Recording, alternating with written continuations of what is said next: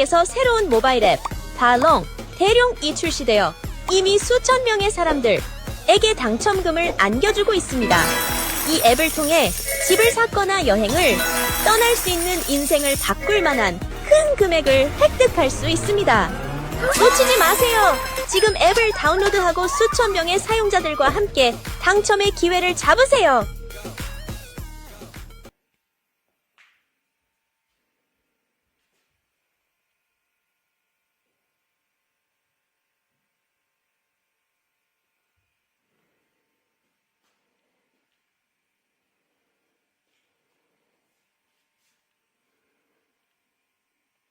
Hey everyone, welcome back to the shop. The night is quiet. The only sound is the low electric hum of the old fluorescent lamp hanging above the bench and that deep, familiar smell of dust, oil, and decades-old wood that never really leaves these walls. In front of me lies a relic, a massive early 2000s computer monitor, the kind with a thick glass screen and a plastic case heavier than some modern televisions. To almost anyone else, this thing is electronic waste, something to be tossed into a dumpster without a second thought. But when I look at it, I don't see junk. I see a perfect 250 millimeter disc of crystal clear acrylic that has been hidden from the world for 20 years, just waiting for the moment it gets to spin again. There's something almost sacred, almost meditative about rescuing objects the rest of the world has already written off. This monitor once sat on someone's desk while they sent their first nervous emails, watched grainy YouTube videos at 360p, laughed at stupid memes, maybe even edited their wedding photos. It was part of countless small human moments, and now every circuit board, every screw, every tired capacitor inside it is dead, except this one piece of acrylic that is still flawless. Tonight, that forgotten piece becomes the heart of a real workshop machine, a disc sander that will quietly, faithfully smooth wood long after both it and I are gone. We're not building this because I can't afford a factory-made sander. We're building it because only when you take trash in your hands, cut it, weld it, balance it, and finally hear it roar to life, do you truly understand what a tool actually is. A tool is not a product. A tool is a conversation between you, the material, and time itself. Tonight, the conversation partners are a 750-watt motor that somehow survived 3 completely burnt-out ventilation systems, random pieces of rusty square tube that have been leaning against a wall for years, and this thick, honest piece of acrylic that outlived its original purpose by 2 decades. 3 orphans, 1 new life. Let's begin. Disassembling an old monitor always feels like performing an autopsy on a small slice of history. You remove screw after screw, the plastic creaks and sighs like it's reluctant to give up its secrets, and finally you lift away the shroud. And there it is, 8 millimeters of perfectly clear acrylic, untouched by scratches, untouched by sunlight for 20 years. I run my finger across the surface and it's cold, almost icy, but completely brutally honest. This material never pretended to be anything it wasn't. It just waited. Cutting a perfect 250 millimeter circle without a CNC or a laser is an act of pure trust.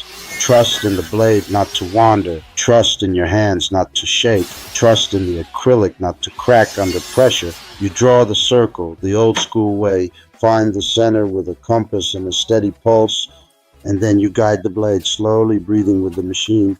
When the disc finally drops free, it lands on the bench with a soft, satisfying thud, the exact sound something makes when it is born for the second time. Down on the floor waits the motor. It looks tired, covered in dust and old grease, but when I cleaned the bearings last week, it spun as smoothly as the day it left the factory.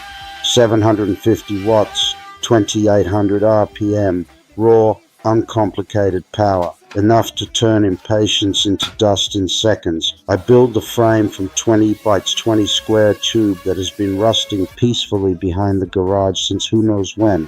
I cut, I weld, I grind, I paint everything matte black so the machine almost disappears into the shadows and only the spinning disc remains the star of the show. Every extra gram, every unnecessary bracket I leave out. The secret to any good homemade tool is ruthless minimalism. Include nothing that doesn't have a reason to exist. Less is never lazy when it's honest. The work table is made from another piece of acrylic, thinner this time, almost delicate, but still strong enough to take real punishment. I cut a precise slot so the disc can rise through it like the moon through clouds. Then I add the angle adjustment, a couple of slotted brackets, a wing nut, and suddenly it tilts smoothly from 0 to 50 degrees. Nothing here is over-engineered, nothing is fragile. It's crude, honest, and accurate to within half a degree, exactly what you need and not a single thing.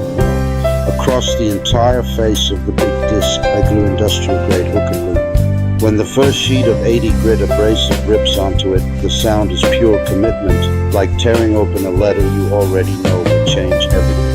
Under the table, I weld a simple 50mm dust port aimed directly at the point where wood meets grit. Later, when a shop vac is connected, the storm of sawdust will vanish before it even learns your name. Clean work is respectful work. The first power-up is always the moment of truth. The disc wakes, slowly finds its balance, then suddenly screams into full voice. For a split second, I'm afraid the acrylic will explode into 1,000 shards, but it doesn't. It just sings. I take a rough piece of oak that has been sitting in the corner since last winter and press it gently against the spinning surface. Centuries of growth, storms, sun, and wind disappear in warm golden snow that gets sucked away instantly.